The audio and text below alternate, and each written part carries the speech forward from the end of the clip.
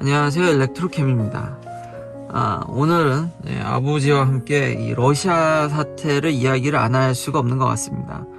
최근에 지금 오늘도 그렇죠. 주식이 녹고 있습니다. 가슴이 진짜 아픈데요. 근데 테슬라만 녹고 있는 게 아니라 뭐 전반적으로 장이 안 좋고 특히 자동차 회사들이 주춤을 하고 있더라고요. 루시드, 리비안은 당연한 거고 포드나 GM도 지금 맥을 못 추고 그냥 내리꽂고 있기 때문에 그래서 가슴이 아픈데 사실 이따가 테슬라의 리콜 얘기도 하겠지만 주식시장에 지금 러시아 사태가 엄청난 큰 영향을 주고 있기 때문에 그것을 얘기를 안 할 수가 없는 일단 제 주식이 녹고 있습니다. 그래서 가슴이 아픈데 참 한번 아버지와 러시아 사태, 아버지께서 정말 좋은 말씀을 해주셔서 제가 예상치 못한 포인트. 근데 우리나라 나는 이제 우리나라에 있고 너는 미국에 있잖아. 근데 특히 우리나라에 있으면 우리가 남북으로 나눠져 있기 때문에 예를 들어서 지금 우크라이나 사태 같은 거를 볼 때 이게 이제 공산주의하고 이제 서방하고 이렇게 되는 거다 보니까 우리나라 사람들이 볼 때 이게 좀 어려운 부분이 있어. 무슨 얘기를 하려고 하냐면은 지금 세계에서 일어나는 일을 볼 때 사실 정확하게 우리가 객관적으로 받아들이려면은 양쪽 입장을 다 바라봐야 돼. 그쵸. 그러니까 러시아 쪽에서도 바라보고 또 우크라이나 쪽에서도 바라보고 이 두 나라 사이에서 벌어진 일이니까 이렇게 바라봐야 되는데 사실 우리의 입장에서는 러시아 쪽에서 바라보기가 참 어려워. 근데도 솔직히 정확하게 냉엄하게 이 진실을 파헤쳐 보려면은 그리고 앞으로 이게 어떻게 될 건가를 예측하려면은 확실하게 러시아 입장에 서서 한번 봐야 되는 문제가 있어. 그래서 맞아요. 그래서 회사 그 친구 그러니까요. 그러니까 사실 미국 친구들을 제 유튜브에 많이 등장시키면은 그치만 그게 좀 현실적으로 좀 어려운 면이 있어서 있지만 이제 친구 얘기를 하면 제가 이제 동료죠. 러시아계 유태인인데 참 복잡하죠. 유태인인데 러시아계. 그런데 자기 와이프는 우크라이나에서 온. 그쵸? 그러니까 그만큼 러시아랑 우크라이나 같다. 그러니까 회사에서 보면은 그 친구한테 많은 애들이 전쟁 나는 게 어떻게 되는 거야 이런 얘기를 많이 해요.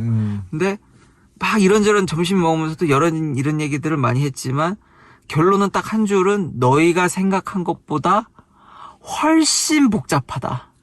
상황이 너희가 생각하는 것보다 진짜 복잡하다가 걔의 결론이었고 실타래를 풀기가 어렵고 걔도 거의 전쟁이 난다는 식으로 이야기를 끌고 가더라고요. 근데 내가 보는 관점도 그래. 얼마 전에 그 사건 터지면서 내가 그래도 좀 찾아보고 공부를 해보니까 이 러시아하고 우크라이나하고의 관계는 거의 형제국이었어. 형하고 아우 뭐 이런 식이었다고. 그런데 그래서 사실 러시아가 좀 접어준 면이 많이 있어. 과거 역사를 보면. 그러다 보니까 지금은 엄청 배가 아픈 거지 러시아 쪽에서 보면. 그죠?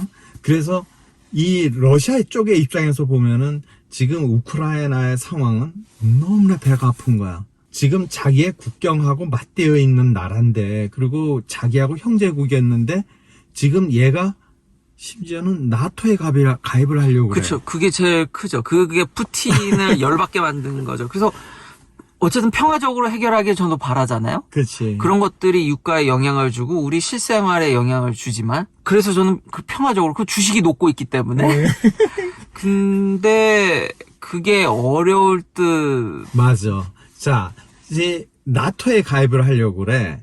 그러다 보니까 이것만은 러시아가 죽어도 못, 형제국인데 나토에 가입한다는 거는 러시아를 향해서 총뿌리를 들이댄다는 거야. 그렇죠. 나토의 그 설립 목표가 러시아 막는 거니까. 그러니까 이거는 죽어도 못 참겠다. 이게 러시아의 입장이야. 러시아가 아예 우크라이나를 이번에는 정말 손을 봐서 자기 밑에 다시 옛날로 돌리려고 목적이 거기에 있어. 아버지가 좋은 포인트였던 게 그걸 얘기하면 좋은 게 그래서 저는 평화적인 선이 나토에 가입 안 하면 되잖아요. 근데 거기서 합의 보면 안 돼요? 나토에 가입 안 하는 걸로. 자, 근데 우크라이나 입장에서 좀 생각을 해봐. 우크라이나를 보면은 야, 여기가 기가 막힌 땅이야. 전 세계 3대 곡창지대야. 그렇죠. 그런데 우크라이나 현재 상황이 어떠냐? 전 세계에서 꼴찌에서 몇 등 안에 드는 못 사는 나라야. 못 사는 나라죠. 이게 왜 이렇게 됐냐? 결국 공산주의를 해갖고는 미래가 없다는 거를 이제 안 거야. 그 많은 폴란드고 뭐고 이런 나라들이 이게 사회주의를 해서는 경제 발전을 이루기가 정말 어렵구나라는 거를 이제 아는 거지.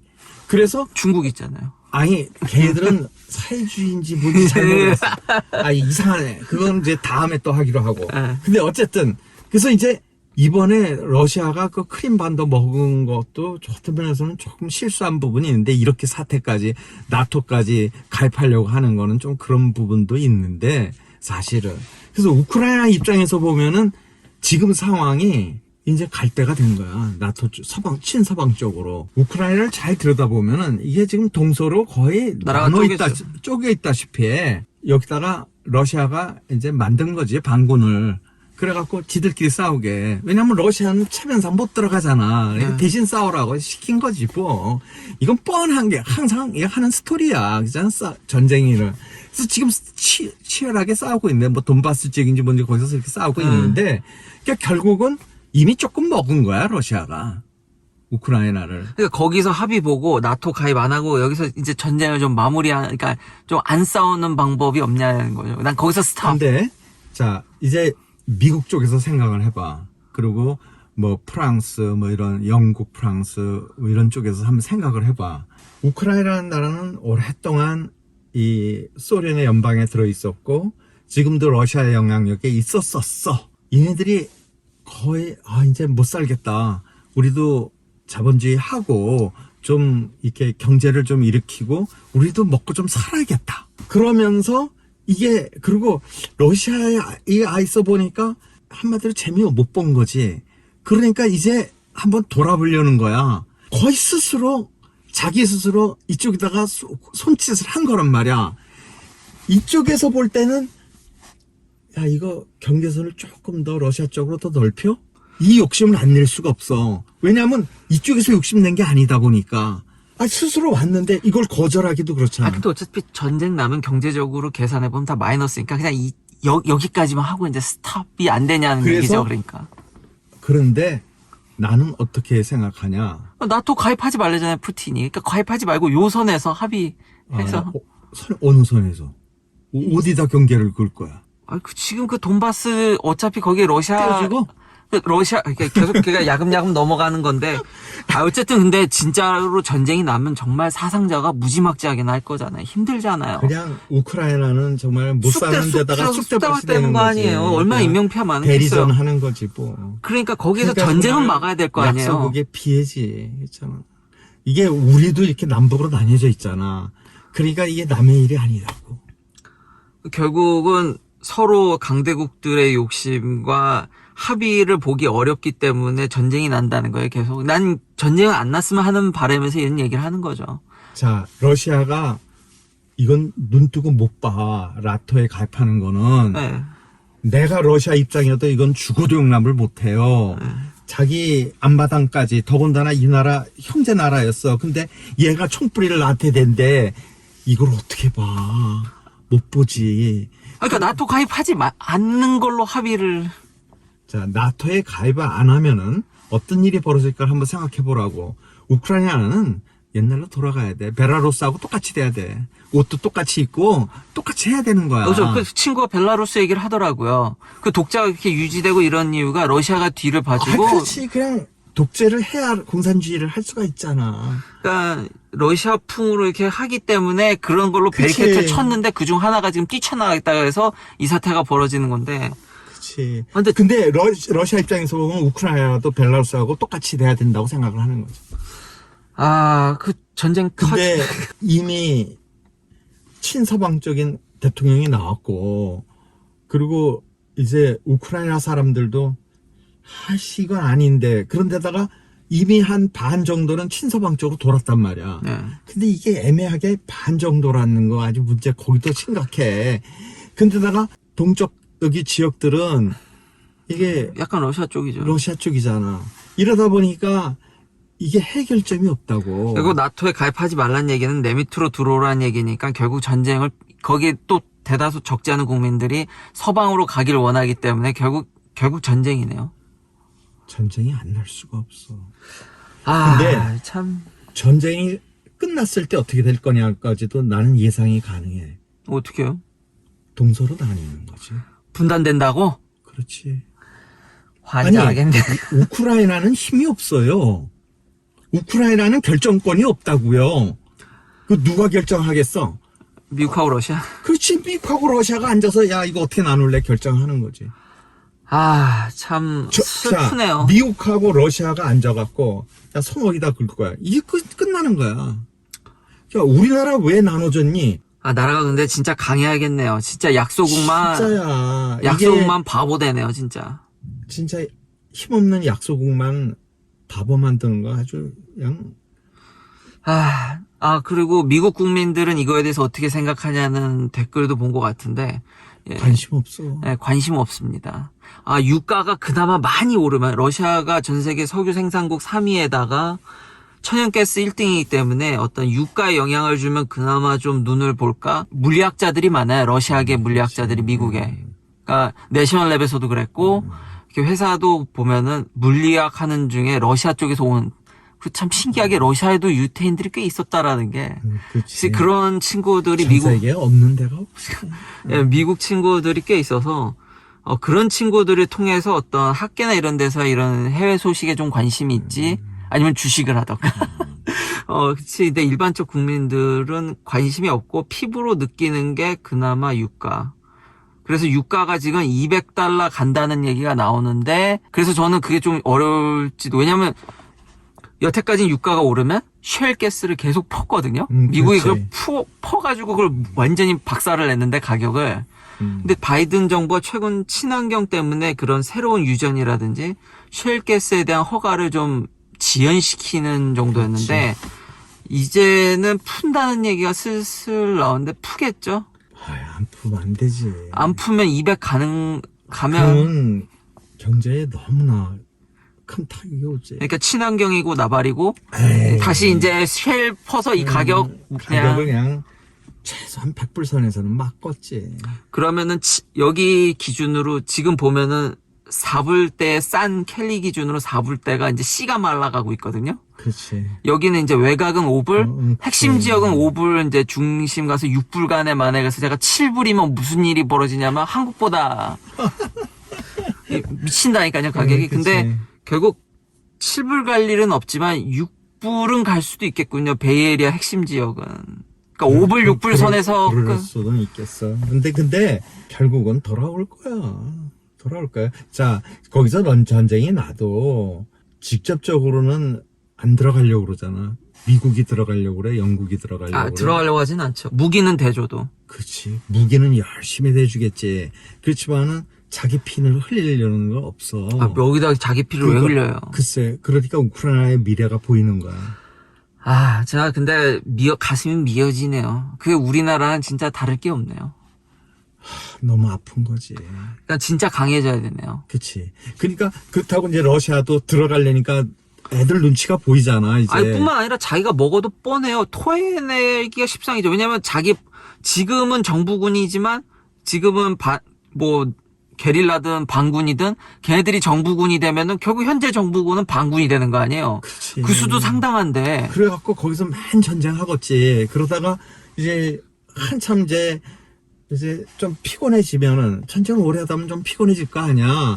그러면 이제 앉아갖고서는 미국하고 러시아가 앉아서 야 이제 여기서 그만하자. 이거다 손 긋자. 그러면 끝나는 거지. 그거밖에 해결책이 없는 거야. 그러니까 러시아도 들어가 봐야 자기 반대 세력도 만만치 않게 있기 때문에 자기 피가 오지게 흘릴 거니까 결국 그치. 양쪽 다 들어가지 않고 그 안에서 대리전만 엄청 일어나게 약소국만 쥐어 터지다가 분단되는 시나리오라. 가뜩이나 지금 못 사는데 그냥 완전히 개판되는 거지. 와, 진짜 슬픈 그 가슴이- 비극이지. 트레지디. 완전히 약소국에. 진짜 이거 보면은 역시 국제 정치는 양육강식이고 그치. 무조건 강해져야 되네요. 무조건. 그치. 힘이 있어야 돼.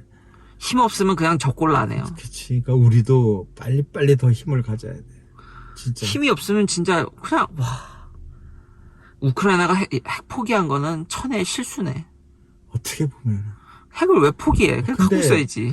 아니, 힘이 없으니까 뺏긴 거지. 아, 진짜. 우리는 개발 안 해봤나? 우리나라도 개발해봤는데. 아유, 그러게요. 그냥 참, 미국이 와서 가져가 버렸는데. 예, 다시 한번 국제 정세는 완전 그냥 힘싸움. 참 슬픈 그치. 그런 거.